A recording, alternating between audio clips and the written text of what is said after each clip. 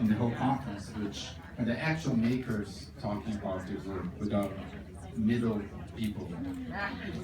So we'll have 4 groups. We'll start with BB8 Builders, and that's Gigi Mancuso Jackson, Ella Francis, Sam Chickler, Ruben Lewis, Ilan Bustos, and Opal Miner. And then we'll go for the other groups. So, Hi, we are the BB8 Builders, and for our project, we built a life-size BB8 robot. So I'm Sam. I'm Gigi. I'm Opal. I'm Ilan. And I'm Ruben. In case you don't know, the BB8 is the white and orange rolly robot from the newest Star Wars movie. We had many goals for this project. Our first goal was to get the BB8 moving, and we used gear motors inside of it. Our second goal was to be able to control the sounds that the BB8 makes using menu and LCD mounted on the remote. And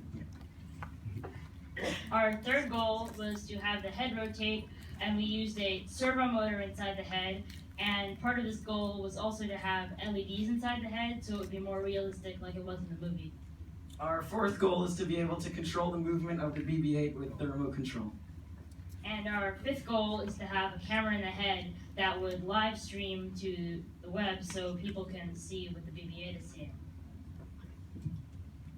To summarize our goals, we've finished a lot of important things so far, but we still need to work on a lot. We started this project in February of this year, and I was originally inspired to start this project from the Instructables emails that they send out every 2 days with the featured projects. So the body of the BB8, which is over there, had many different iterations. The first one was a beach ball that was covered with paper mache, and we were too lazy to let it dry, so we used a heat gun, which didn't work out so well, and it warped it.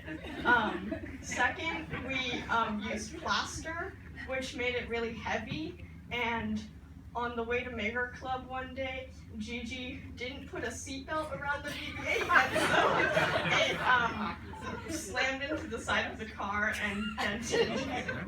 The third one, which we're using right now, is also a beach ball with paper mache that we have now spray painted, and hopefully it won't dent.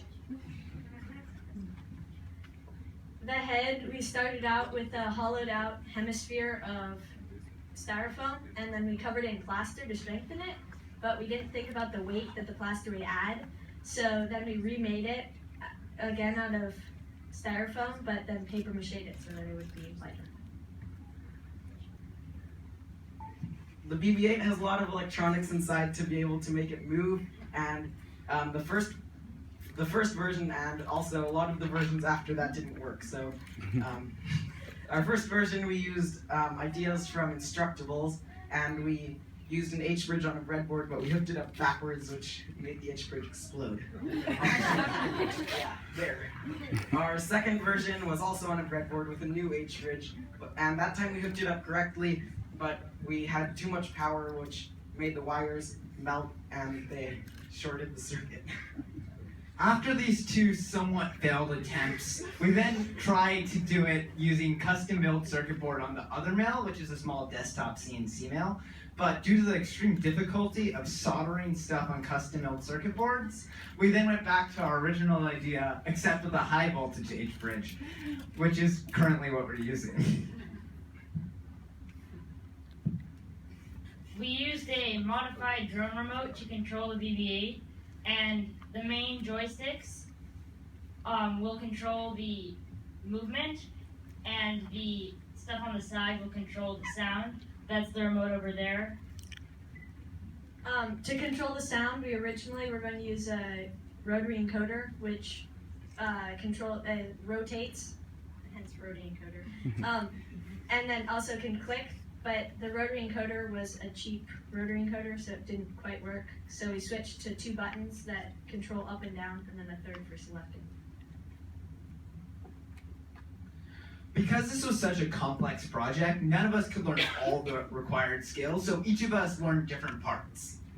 We learned how to use a multimeter correctly and hooking up the red and black wires so that it doesn't seem like your project is flipped negative and positive, which we did and didn't end well. We also learned how to plaster beach balls, which isn't a very difficult skill, but it uses quite a bit of plaster. I think we used maybe 8 pounds of plaster on a 2-foot diameter beach ball. We also learned how to design and mill custom circuit boards with the other mill and designing them with fritzing. I already knew how to do some Arduino programming, but I learned a lot more with this project because we had to make menus and other things like that. Previously, I knew how to design things and then 3D print them, but during this project, I learned like when your part breaks or doesn't work.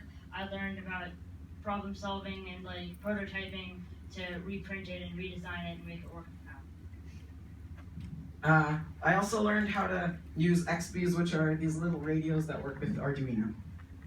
One of the most important things we learned was how to communicate effectively. Together we go to 3 different schools, so that proved a difficult communication challenge, but using texting, email, and Slack, we were able to communicate somewhat effectively. We had a lot of problems that we learned how to solve, and we will use these lessons learned in our future iterations, such as clearly labeling positive and negatives, because when they overlap, it goes kaboom and melts. Yes. We also have to be careful about not overpowering the H-bridge, which melts, sets things on fire, and just explodes things, which all 3 are not very good when you're trying to do electronics. We also hope to eventually make the BB8 thicker so that it's more durable.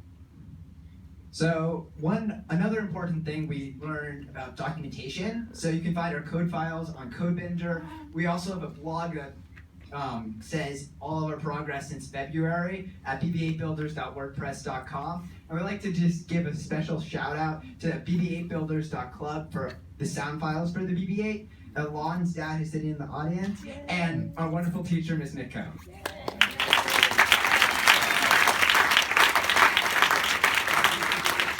Any questions? Okay. Thank you. Okay, I think we'll take one question and then move to the next group. Why BB8? Well, I like Star Wars, and I was kind of obsessed with it after the new Star Wars movie. I think I saw it 3 times in the first 2 months it came out. And it was mostly because I got the Instructables email, and it had the project, and I was like, I want to make this. This looks really cool. Show them your sweatshirt. Yeah. Oh yeah, my sweatshirt. She made That's that. that's our logo. Yeah.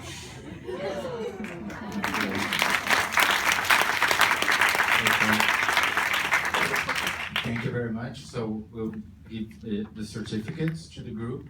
Nico will. So for.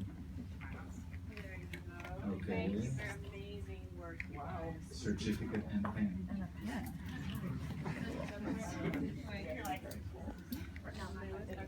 There you go.